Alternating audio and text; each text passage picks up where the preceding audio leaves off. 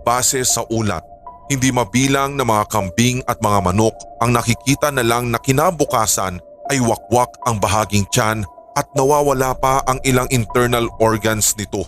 Mas nagambala ang mga tao sa kabayanan na siyang naging mitsa upang alertuhin ang mga tiga roon tungkol sa paggala-gala at nananakit na halimaw. Hindi nagtagal, may sumunod na ulat na sinasabing closest encounter na naman ng isang tao sa Amumongo. Nagpakilalang Eric ang huling biktima na mariing isinumbong sa otoridad ang pag-atake sa kanya ng isang animoy taong ubod ng balbon. Sa kabutihang palad, katulad ni na Elias at Salvador, nakaligtas rin si Eric. Makaraan din siyang manlaban sa nakakatakot na nilalang gamit ang kanyang dalang polo. Ganun